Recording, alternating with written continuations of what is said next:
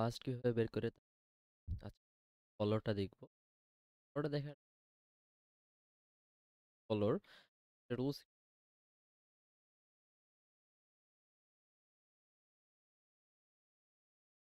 লাগবে। আমার rules terminal কথা যদি আসে, যে আমি হয়তো বা এই এ এর ফলোটা আমি বের করতেছি। তো আমার এর পর আমার যে গ্রামারটা গ্রামারের যার ফলোটা বের করতেছি তার পরপরই যদি একটা টার্মিনাল চলে আসে, অর্থাৎ এই যে এটা ক্ষেত্রে যদি আমরা দেখি এর ফলো বের করতে তারপরে একটা স্টার স্টার বা আইডি বা ব্র্যাকেটস এগুলো তো হচ্ছে হলো আমাদের টার্মিনালস। তো বা ছোট হাতের মানে স্মল লেটার্স, ওগুলো তো হচ্ছে হলো আমাদের সব হচ্ছে টার্মিনালস। যদি টার্মিনালস চলে আসে তাহলে সেটাই হচ্ছে ওর ফলো। আমরা ডাইরেক্টলি বলতে পারি যে এ এর ফলো হচ্ছে তারপরে যে টার্মিনালটা চলে আসছে সেটাই। তো ফলো অফ এ হচ্ছে হলো এটা একটা। একটা হচ্ছে হলো যদি আবার নন টার্মিনাল আসে, তো আমি যদি যে এখানে এটা দেখি যে আমার এর ফলো আমি বের করব, এবং এরপরে আমি দেখতেছি যে একটা নন টার্মিনাল চলে আসছে, বি চলে আসছে, তাহলে ফলো অফ এ কি হবে? তো ফলো অফ এ হবে ফার্স্ট অফ বি। আমরা আগে যে ফার্স্ট বের করেছিলাম, যে লাস্ট টিউটোরিয়ালে যেটা দেখেছিলাম যে কিভাবে ফার্স্ট বের করতে হয়, তো আমরা সবগুলোর ফার্স্ট আগে বের করে নিব। বের করার পরে তারপরে আমরা ফলো বের করতে যাব। তো ফলো যখন আমরা বের করব তখন হচ্ছে হলো আমার এই যে এই এ এর ফলো হবে, তারপরে যদি একটা নন টার্মিনাল থাকে দেন ফার্স্ট অফ বি। তো এটা একটা follow of A equals to first B.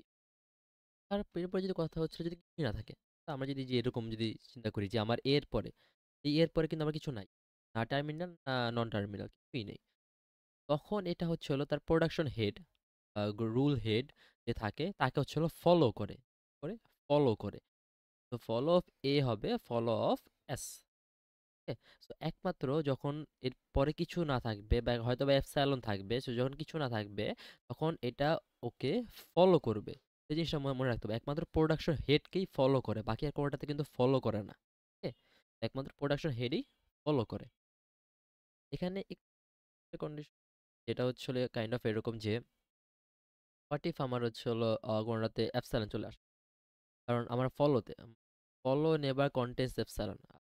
ফার্স্টে যে সময় দেখেছিলাম যে অ্যান্সারের ভিতরে আসলে এ এপসাইলন এরকম ছিল অ্যান্সারের ভিতরে, কিন্তু ফলোতে এই এপসাইলনটা কখনোই থাকবে না। ফলোতে উইথাউট এপসাইলন আমাদের অ্যান্সারটা লিখতে হবে।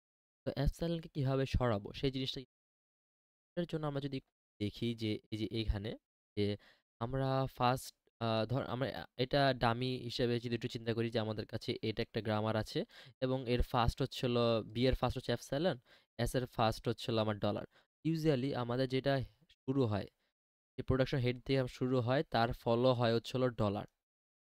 হ্যাঁ, তার ফলো হয়, সরি ফলো না, তার ফার্স্ট হয় হচ্ছিল ডলার। ইউজুয়ালি এটা হয়। তো তো আমরা যদি চলে জিনিসটি বের করি হবে বা না হবে,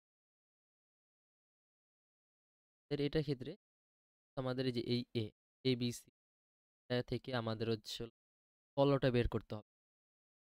তো ফলো বের করার টাইমে আমরা সাপোজ এ এর ফলো বের করব, তখন আমরা এই গ্রামার রুয়েল ডান দিকে যে যে জায়গায় এ আছে, যে আমি যেটার যে নন টার্মিনাল আমি ফলো বের করতে, এটা ডান দিকে খুঁজবো কোথায় কোথায় আমার ওই নন টার্মিনালটা।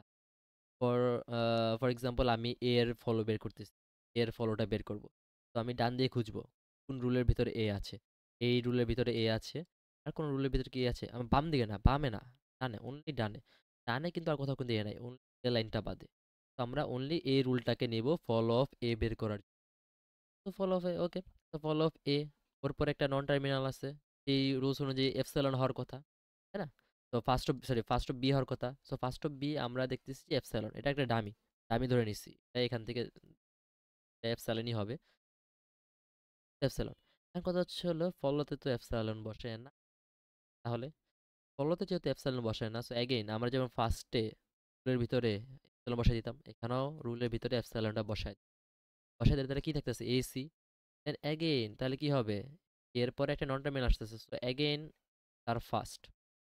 এগেন দেখেন এখানে কিন্তু আবার স্টার আসছে দু একটা টার্মিনাল, বাট এগেন এনেও কিন্তু এপসাইলন আছে।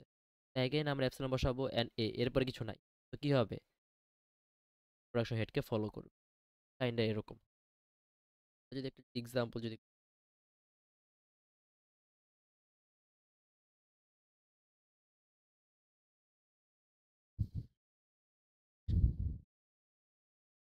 এই গ্রামারটার এখন ফলো বের করব।